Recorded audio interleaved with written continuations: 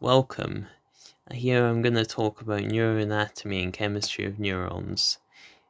You can discover this on the channel at olamar2006.neuroanatomy guy 2006.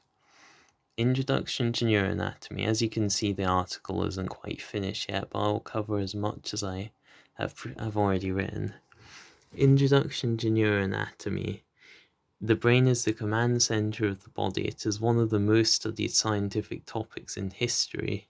The first documentation of the brain was discovered to have been published in ancient Egyptian times.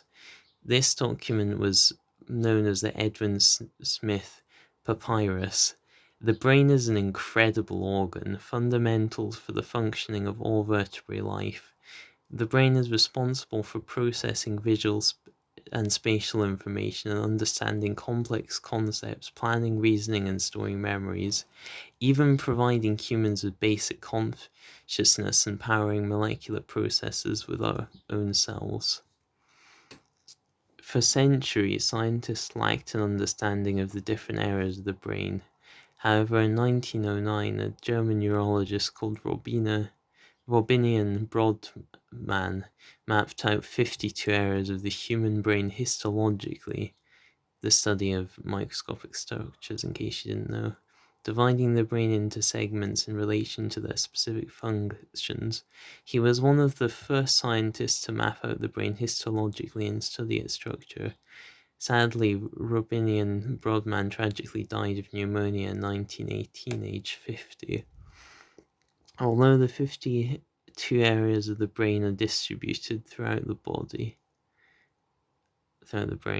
the areas of the anatomy depend on the position of the specific surface of the brain and the viewer currently looking at it. There are four notable surfaces. These include the lateral brain surface, the superior brain surface, the medial brain surface, and the ventral brain surface. The various parts of the brain have multiple different functions depending on their location and structure. The lateral brain has 21 observable components. At the front of the observable structure of the lateral surface of the brain is the frontal pole, known as Brodmann's Area 10, and associated with cognition, working memory, and perception. The cerebellum's main function is maintaining balance, however, it is also involved in the coordination of movements involving muscles and eye movement coordination. According to scientists, the cerebellum must have some involvement with regulation of emotions and regulating fear. The nervous system is a key area of the brain divided into the central nervous system and peripheral nervous system.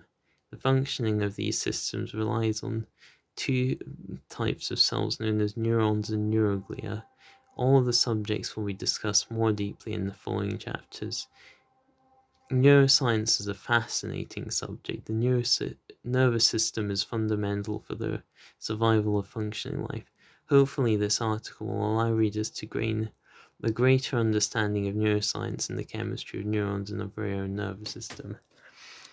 Hope you liked the video. Enjoy the rest of your day.